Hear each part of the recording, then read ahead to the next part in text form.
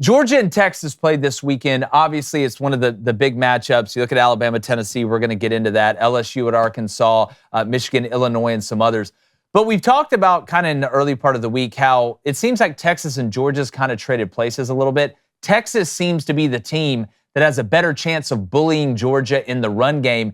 And really, you could make the statement that Texas is better on the front seven defensively than what Georgia is this year. Then on the other side, to Blaine's point, and he pointed this out early in the season, Georgia looks like a pass to run team, and they're a little more finesse than they've been in the past. Well, what do you think about this matchup? I don't think that there's any denying this. The only way you deny that is if you haven't watched. And, some folks cover the sport and don't love the sport, so they just glance at it and they still say, but it's Georgia. Well, that doesn't mean – that's like saying, but it's Vanderbilt this year. That doesn't mean anything. It's about this year's team. Georgia – I have found to rely on a couple of things with them that always travel. Good athletes, and they still have that. But I've also been able to rely on them running the ball. They've always been, if not elite, top 25, top 30 caliber. They're in the 90s right now on that front. Yeah. And then also I've been able to rely on them making you earn it through the air. So you may throw the ball on them, but it's not going to be continuously in chunk plays. And this year they're in the 60s in that category. So now I take that on the road. And I can move the ball through the air on them in chunks, and they're not going to run the ball on me, and they don't have superstar receivers or tight ends on the roster. What that really means is their formula to win this game is the formula you used to need to beat them, or the formula that you needed to beat Nick Saban's Alabama. You got to have a superstar quarterback effort. So Carson Beck has to play the game of his, if not his career, the game of his season this year. And that's their shot. And Kirby said earlier this week, if no one wants to take our word for it, Kirby said earlier this week when asked about Texas's defense, and he said, they look like the best versions of us. Well, two things. First off, he said, yeah, they look like us. And secondly, coded in that response was, we're not the usual version of us this year. That's why he said best versions of us, as in previous years.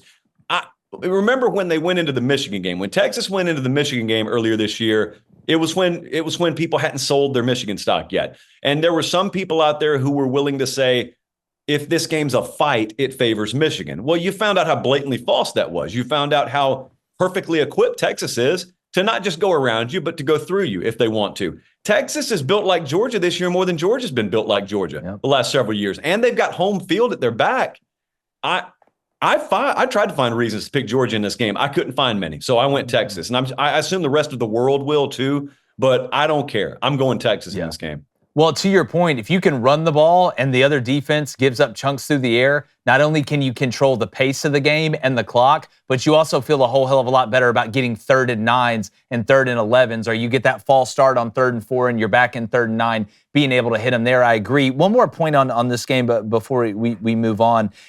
Georgia, when they have hit explosive plays, including in the second half of that Alabama game, they've gone fast on offense.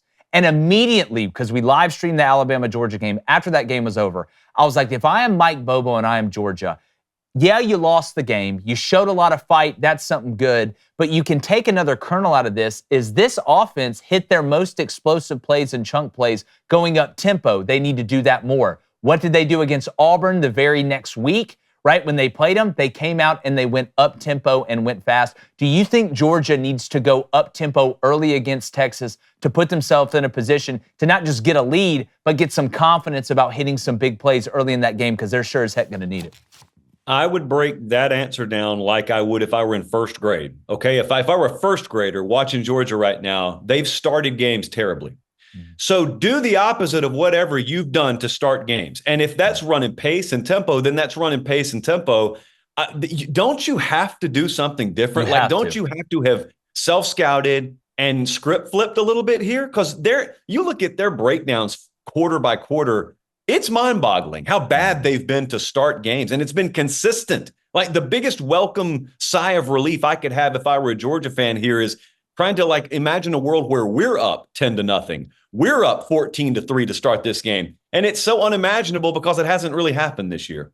Yeah, and the one time they did start off decent was against Auburn when they went fast. So I just don't see a world in which they don't do it. Yeah, me neither. Hey, what's up, YouTube? Appreciate you guys hopping on here as usual, like you've heard on every YouTube channel of all time. Please hit that subscribe button. helps out everybody. Whether you agree or disagree, hopefully it's a little bit of both. We just appreciate you being here.